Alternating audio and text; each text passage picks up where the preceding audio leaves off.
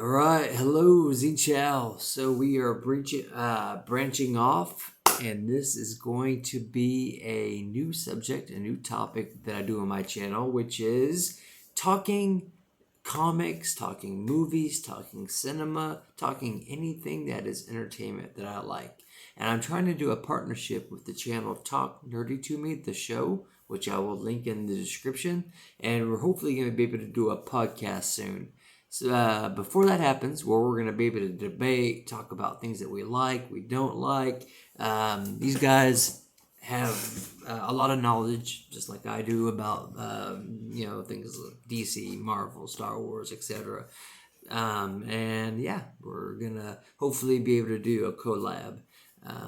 But before that, I wanted to try my hand at a self video of some things that I enjoyed. So I guess the easiest way to start into it is let's just talk about some good things that have happened in the year 2023.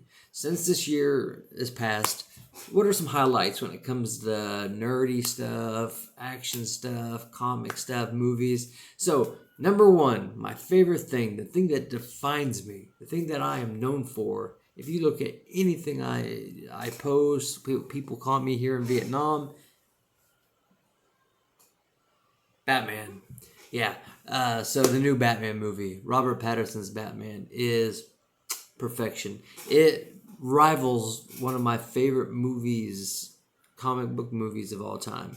I'm split between Days of Future Past, which that movie resonates with me because of Charles Xavier's struggle. Um, I mean, just think about it. To have somebody who, Robert Pattinson, or excuse me, to have Charles Xavier, to see him so humanized, to see him struggling with addiction, despair, and he was played by Patrick Stewart. So all these people, we always see these people as these great leaders. Think about it, presidents and leaders, and Ho Chi Minh here in Vietnam, or kings and queens, and all these historic figures. But you never realize that they were human. They were young ones. They struggled. They loved. They lost. They had problems. And Days of Future Past was always something that resonated with me because I related to McAvoy, who was the young actor of Professor X. His portrayal of a young, Professor X, like he was brilliant. I mean, to see him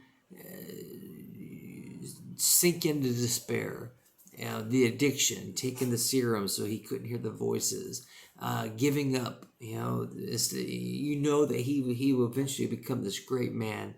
But to see this great man broken down because of what happened between him and Eric and Raven and all that, that movie is just a masterpiece. And everything about it. And also, Michael Fassbender is Magneto. Michael Fassbender is one of the best castings. I even like him better than Sir Ian McShane as the older portrayal of Magneto, who is amazing. But when they first casted him back in the year 2000, I think X-Men came out. They went with a little bit older than I thought of Eric.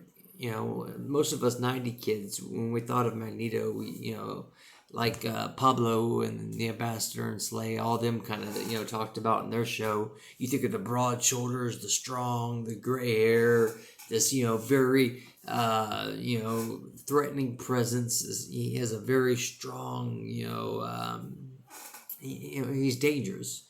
He's strong. He's powerful. Ian McShane, the actor, gave that, but he gave it from maybe more of an older age that I would have preferred. So having Michael Fassbender play Magneto was just brilliant. And he is just as much Magneto as Hugh Jackman is Wolverine. That role, I don't think, can ever be recast unless it's through somebody like Alexander Skarsgård. I was doing a fan casting of who I would like to play the X-Men. Alexander Skarsgård is the guy who played in True Blood. He played Eric. He played in The Norseman, the Viking.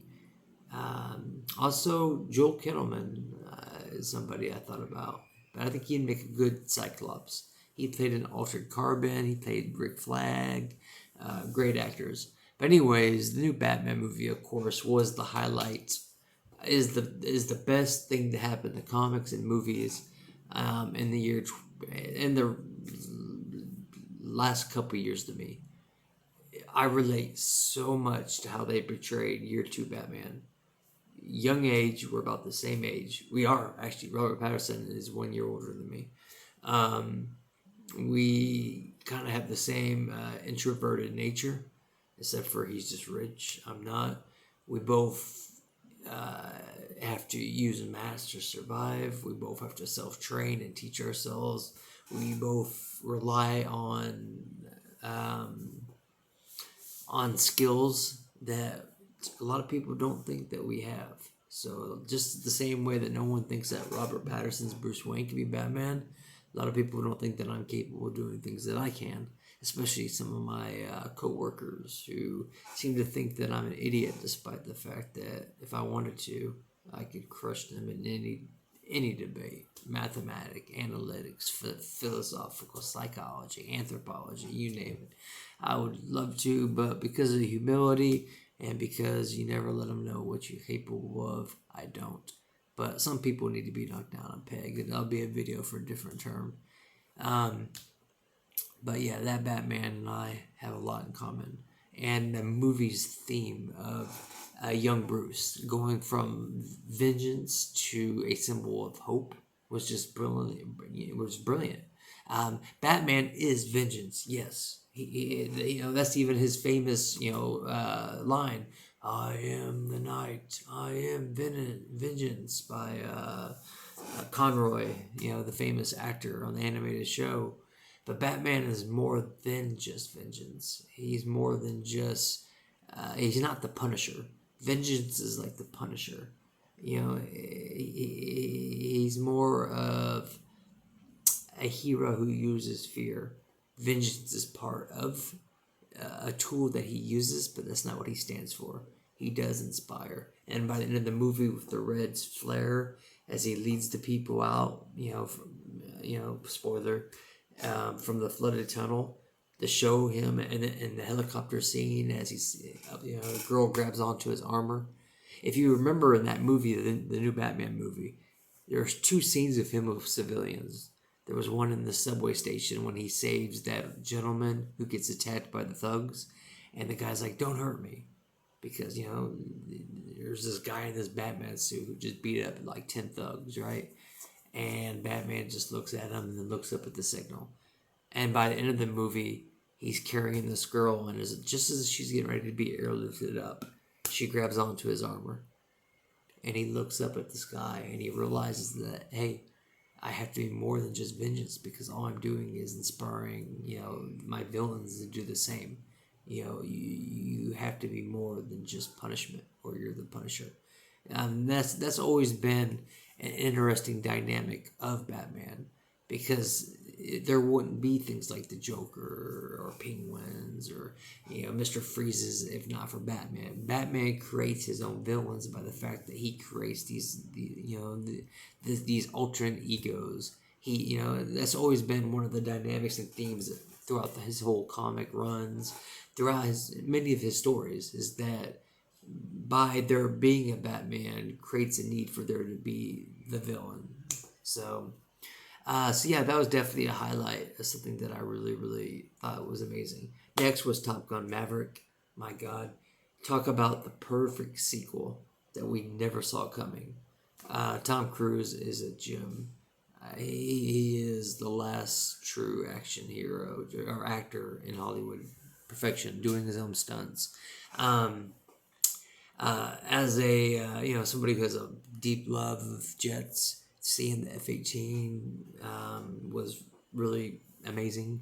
Seeing the Su-37, I think it is I think it's an Iranian or Russian model. The Su-37 or 57. It was the 5th gen fighter that he took out with the F-14 Tomcat.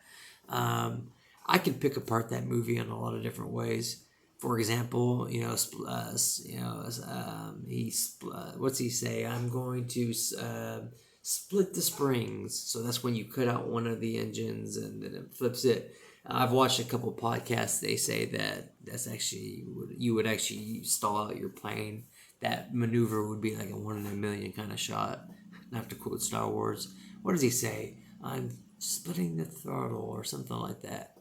But also the targeting thing. So when the fifth gen, when they go, he's like, we need to get low. It will confuse their targeting.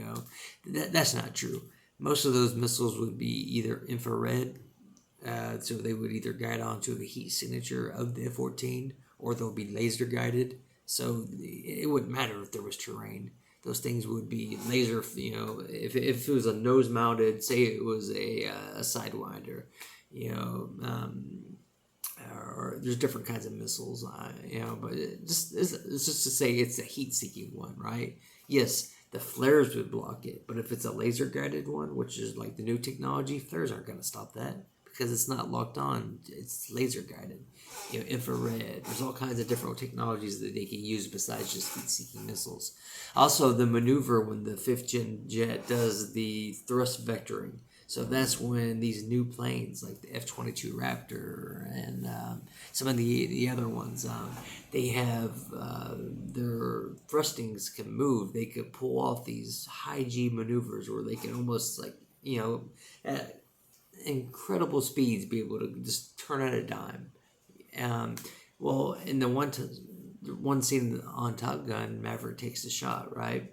And the fifth gen just goes side. He just does a 90% or a 90-degree angle. Well, that right there would have been a perfect opportunity for him to switch to guns and just blast him. So obviously Tom Cruise, his actor, Pete Mitchell, or not Pete Mitchell, but whatever his name is in Top Gun, Maverick, excuse me. He would have known the capabilities of a fifth gen. He would have known about thrust vectoring, and he would obviously shot that. That would have been the wrong move to make for that pilot. But that movie was brilliant.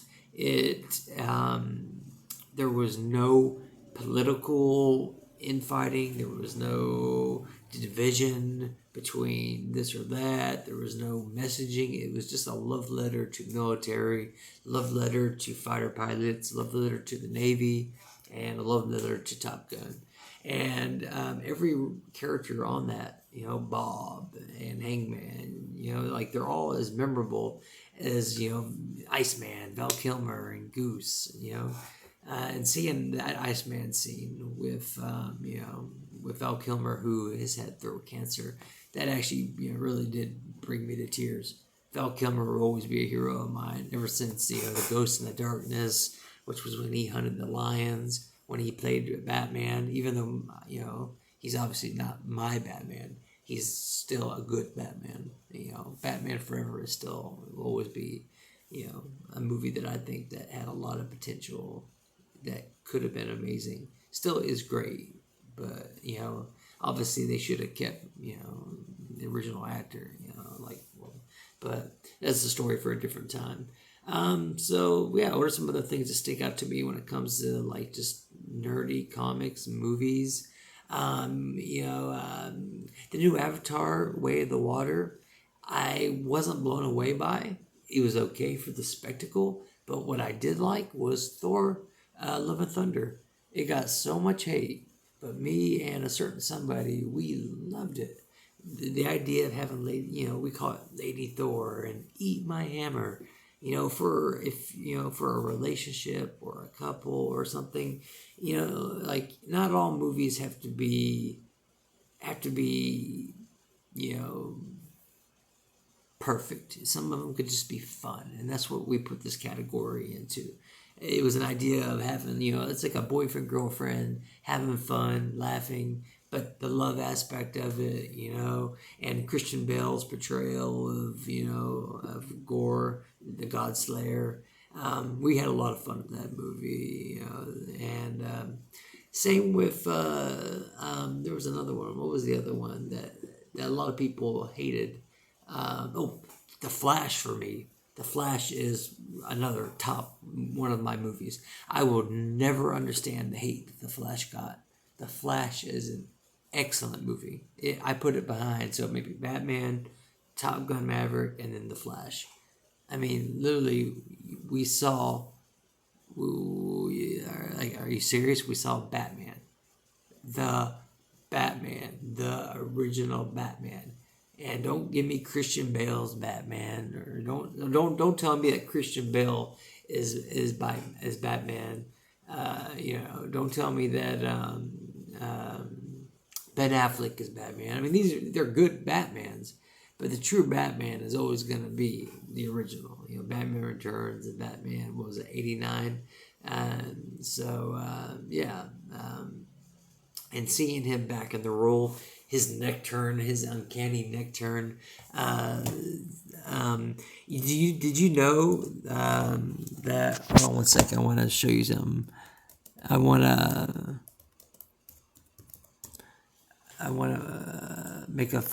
tell you a funny story about the Flash movie. So,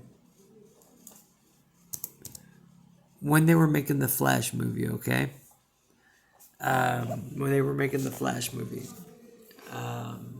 Michael Keaton, and they were like, okay, this is 20 years into the future. It's a multiverse. Obviously, he would have upgraded his suit, his technology. Michael Keaton was adamant. He was like, no, a big part of my character has always been that uncanny.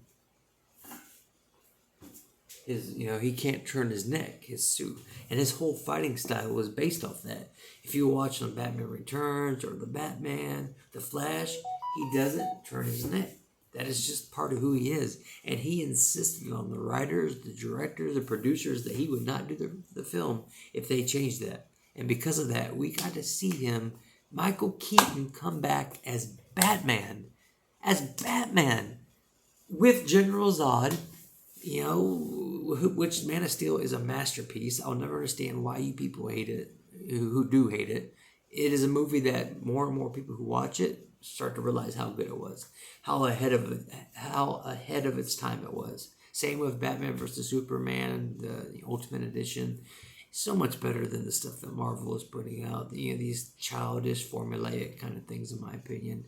This darker, more realistic tone, but The Flash, it was a fun movie. It had clear character arcs. It had repercussion. It had flaws. It had Barry not learning from his mistakes, but it had him actually learning and growing up, seeing the younger version of him, seeing him play off the older version of him realizing, how other people see him. And then, the mistake he does by changing the cans of tomatoes, and actually having George Clooney cameo at the end. That is just a love letter. It's not meant to be taken serious. It's meant just to be a love letter for people who loved Batman and Robin. And me and my brother, we loved Batman and Robin. Freeze well. Hey, Freeze, I'm Batman. And if you ever notice, George Clooney always does this with his neck. We never, 1 million, never leave the cave without it. So, yeah, that movie, and also the way that Michael Keaton, Bruce Wayne, how he explained the multiverse with the pauses scene, string theory, was brilliant. So it's not like the Avengers didn't rip off, Endgame with the whole string theory or Loki, where it branches off a different timeline. No, time is not linear. It's not forward, backwards, right? It's just a bunch of circular things, and there's certain things that the movie talks about that are just fated to happen. There's nexus points, I think they call it, or the points that no matter what timeline you go into, certain things will happen. So you can have a reality where General Zod will attack, and you'll have not Kal-El, but you'll have his cousin instead.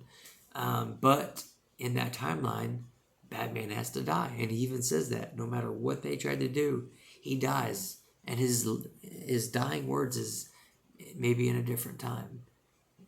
As he dies, as he took out a Kryptonian.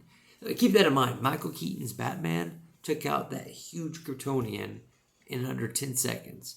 It took Ben Affleck like a 20-minute fight with Superman. Michael Keaton took out the big Kryptonian. I forget his name, but with 5 bombs, one on the back of his head. That's how badass Michael Keaton's Batman is. That is why he is the Batman.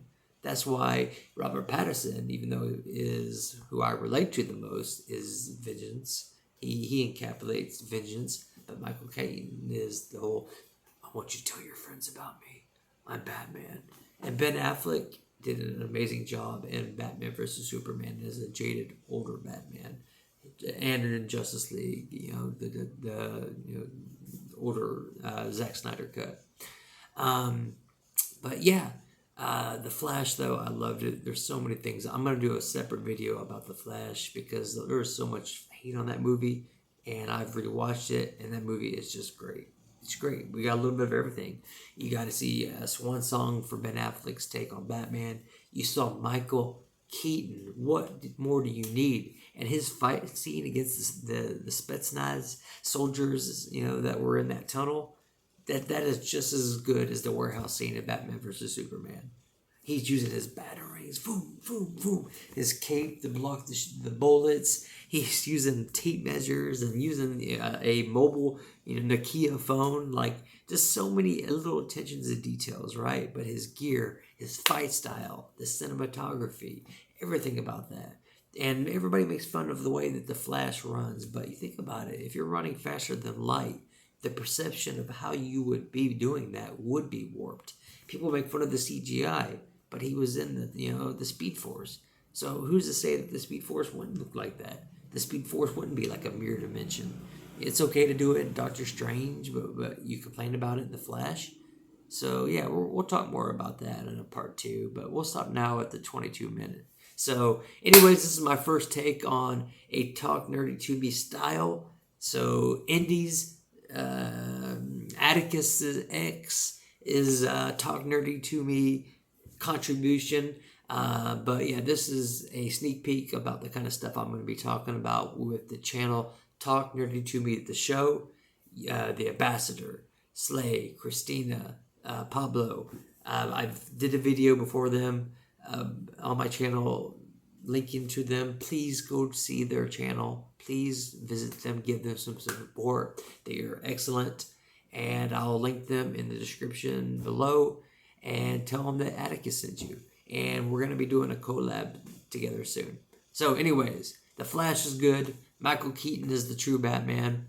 Much love from Batman, from Vietnam. This is Atticus, the Batman of Laokai. And remember, Talk Nerdy to Me. Guys, thank you so much for your support. They actually did a shout out for me. So go to their channel and give them some love. All right, guys. Bye-bye. Michael Keaton's the real Batman, and he would beat Christian Bale's butt in a heartbeat.